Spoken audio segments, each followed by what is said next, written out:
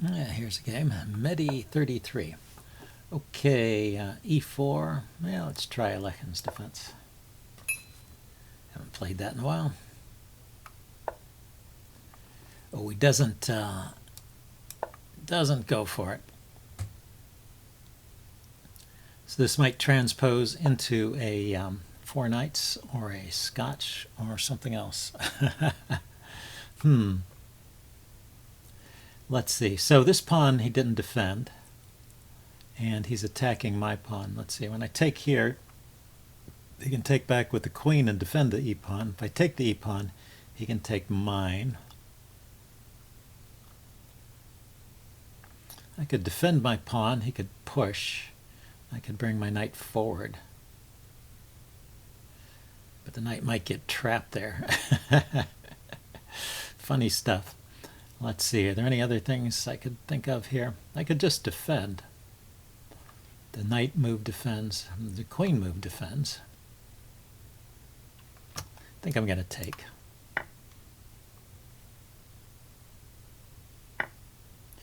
Yeah, he takes with the queen. So I could develop my knight hitting the queen.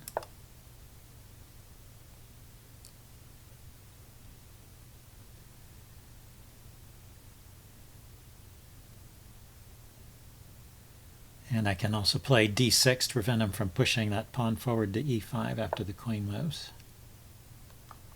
Yeah, he's blocked his bishop, so he's not going to play bishop to g5, pinning my knight, which is nice. I could take a moment to get my bishop outside the pawn chain. But he is threatening to play e5 right away, so let's block that.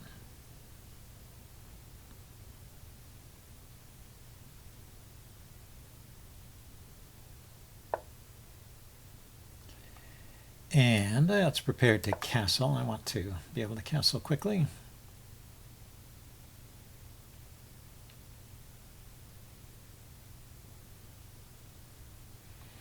Also have bishop to e6. I could play that here. He takes, I take, but then that pawn on e6 is a target. So let's castle. If he plays knight to knight to g5 there, I can kick it back.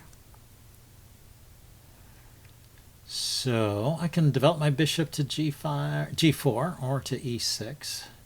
I could play knight to e6 and he could trade it off. I could play knight to a5, hitting his bishop.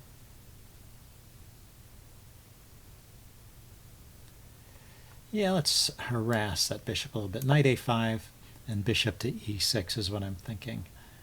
As an idea, if he bishop e6 would be if he moves the bishop off the diagonal like that, or if he moved it back, then I would just trade it off and then play bishop e6. But it looks like I get this move in, and my knight is a bit exposed here. So a loose piece on a5 I have to be aware of. Okay, and he's taking squares away from the knight, maybe preparing to fianchetto his bishop.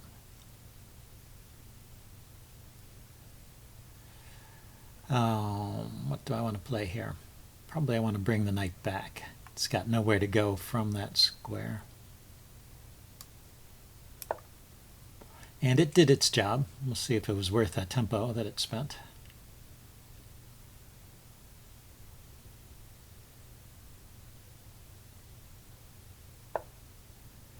So now he plays the knight there. Okay, so he plays the knight there and he gets a tempo on my bishop if I move it. Yeah, and my bishop doesn't have any good squares to go to. I could go back to d7, but I don't want to play bishop back to d7. Could go to g4 and get kicked around some more. g4, let's see, could play h. That's not too bad, actually. The bishop can come back here to h5 and then to g6 and take a look at that center pawn there. Might be an interesting way to play. Pile up on that center pawn. And now that he moved this knight away from f3, I also have knight to knight to e5, hitting the bishop and looking at the f3 square. So I expect he'll play h3 right away, kick the bishop.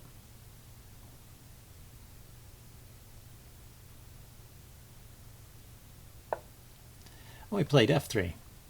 Interesting. Okay, I'm still coming back here. Well, I should think a little bit. I am coming back here has the advantage that, well, staying on this side has the disadvantage I might get locked in. But I think I'm going to keep the bishop on this side and try to undermine that e-pawn anyway, even though at the moment it seems solidly defended. I have moves like pawn to d5 here to try and undermine e4.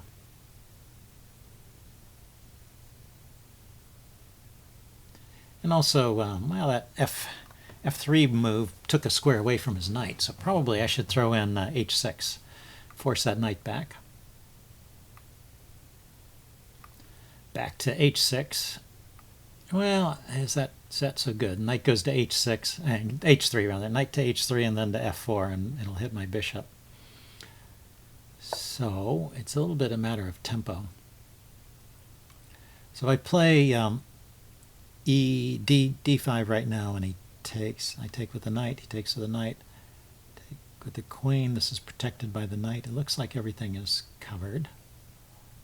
If I push the pawn forward to d5 and he plays e5, my knight needs a place to go because I'm not threatening to take that pawn. Let's bring the bishop back here first. That would give me a square on h5 for the knight. So d5, e5, knight h5. Maybe even bishop takes first. Okay, so he loosens the e4 pawn, but threatens to capture my bishop. So right now, that's e4 is really well protected. So my options are limited here. Let's kick that knight and provide an escape square for my bishop.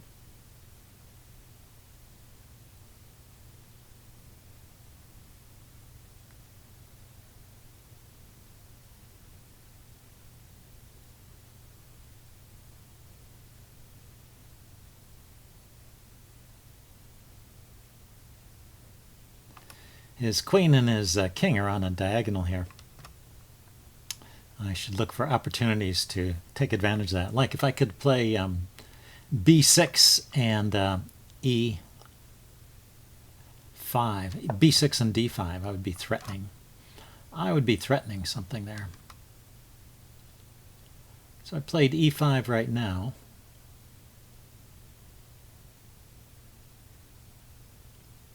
He could push here or push here.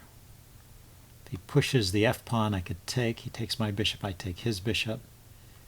Takes on f7, I take back with the rook, and then he takes this pawn. I think that actually wins a pawn for him.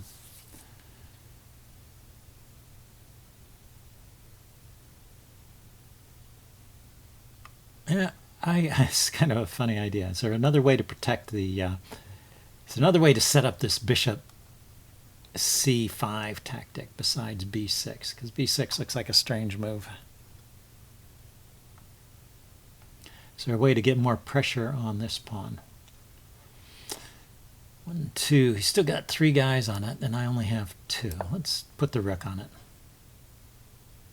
That's a more logical kind of move. Okay, he didn't do anything there.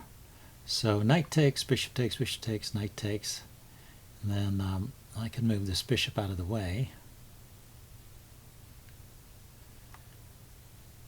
Back and try and exploit the pin.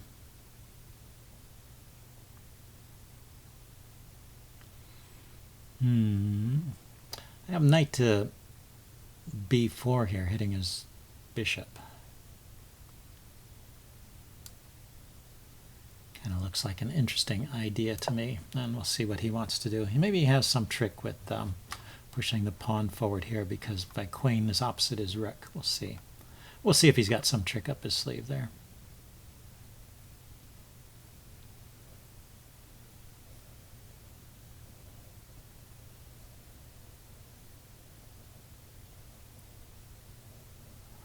Let's see. I have knight to g4 too, hitting his queen.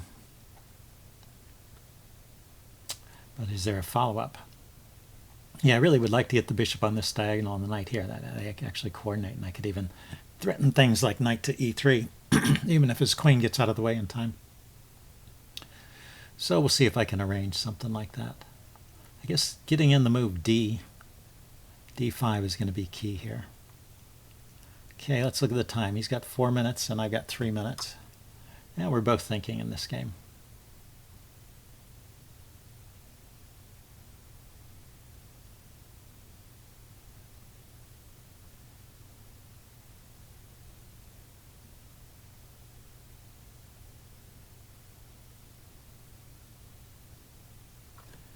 So, but what is he going to play? I mean, I'm expecting him to push one of these pawns forward. I don't see what else he has by way of play. I mean, he can play knight b5. Yeah, there he goes with the pawn. So, do I have anything great here besides retreating the bishop back to h7?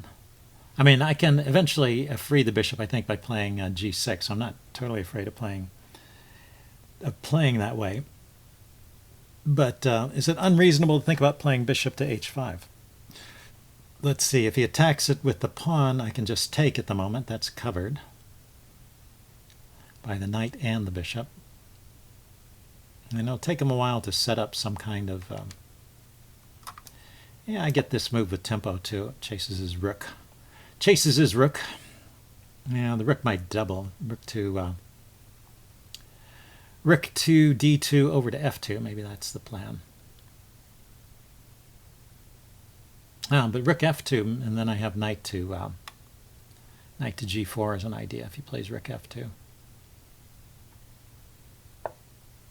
So I won't worry about that too much. Can I get in e5 now? d5 doesn't look too promising.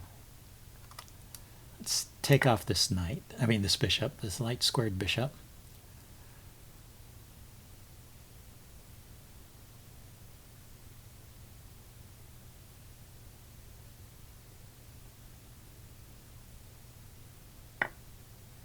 And I took with the rook. That's interesting. I was thinking it would take with the pawn. So now I have 2 attackers and 2 defenders. Let's can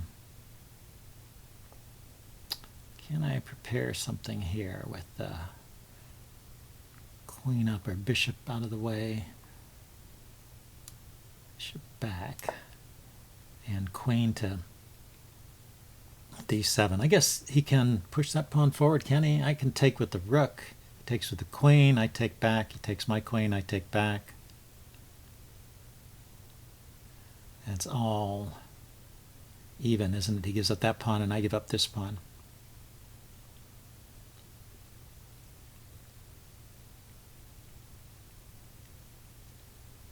I think I am going to play b6 if I get the chance.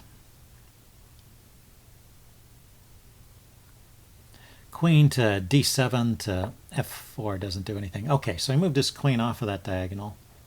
So that's not an idea anymore. This knight is pinned. That's an idea for him. With the pin, the pawn is pinned, so the knight's undefended.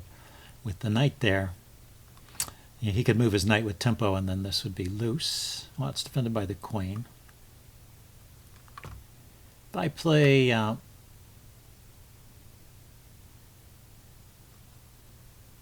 why don't I go here?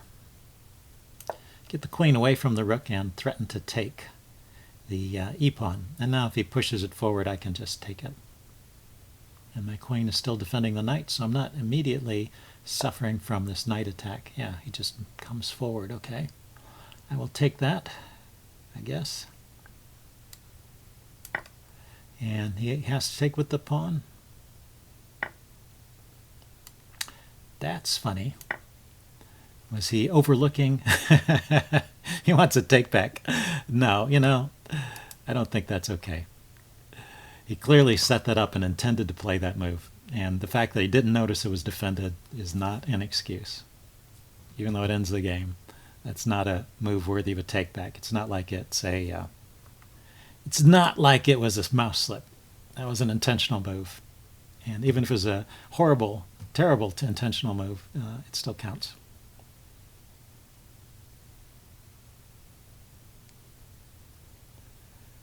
That's what chess is about. Okay, so let's take his bishop. And what have we got? 2 rooks, a queen, and 2 bishops versus 2 rooks and a knight. I think hopefully I can win this game. He played a good game up to that point, I have to say. But of course you have to play a good game every move. Any move can lose the game. Okay, he's hitting the bishop. Now the bishop has very few squares here. Should I do something simple? I think, let's see, bringing the queen over here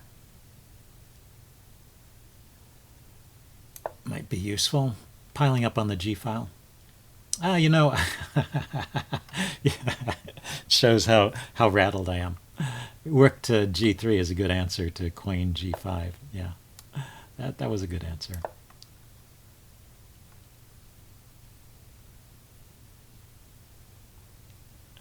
Totally foolish. I should get my king out of the way first, put a rook there, and then the queen behind it, and then I might have something.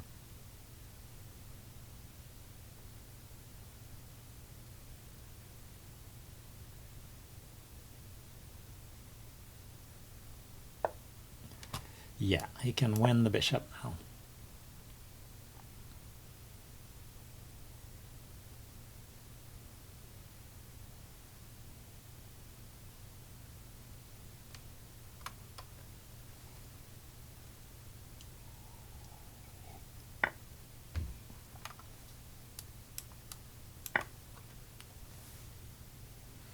And let's see, my queen and king are still lined up on the G file, so there's still possibilities of things going wrong here. But maybe rook e4 or bishop e5. I like rook e4 better, I guess. Get my rook out. Maybe double the rook. Double the rooks on the e file. Get rid of some of his counterplay here. Yeah, so he pushes my queen back. Let's see. Let's keep the pawn defended. Should I?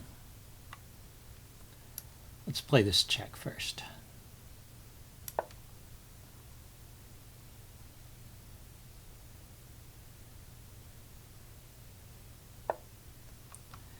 And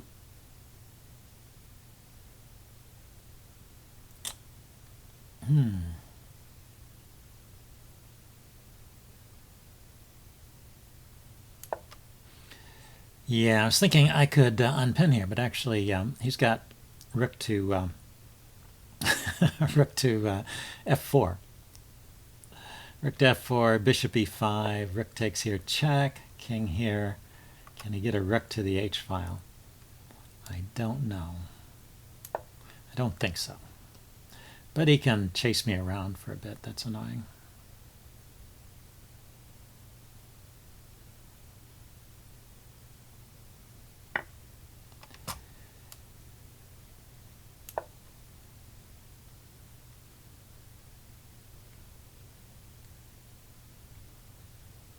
So yeah, I didn't put my king on the h file. So when he attacks me with the rook, he protected his rook with the other rook, so he was threatening rook to h4. So, but when he plays rook h4, my queen can escape here with the check.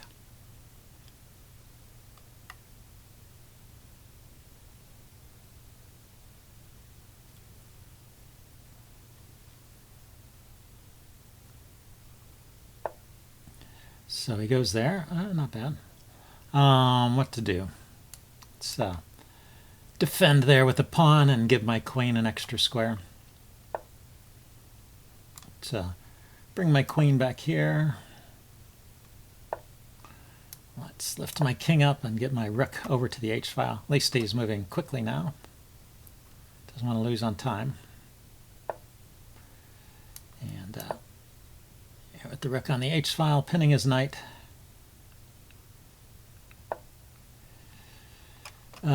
That's a piece I can take. I think that's safe to take. Here with check. And here.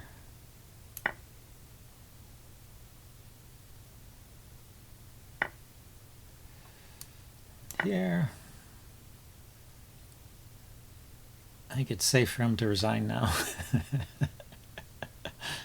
Although I guess he's still annoyed at me for not giving him his take back. But I think I had a mate in two here. Check here with the queen, king there, and rook here is mate. Okay, I will upload this and do a postmortem. See you guys later. Bye.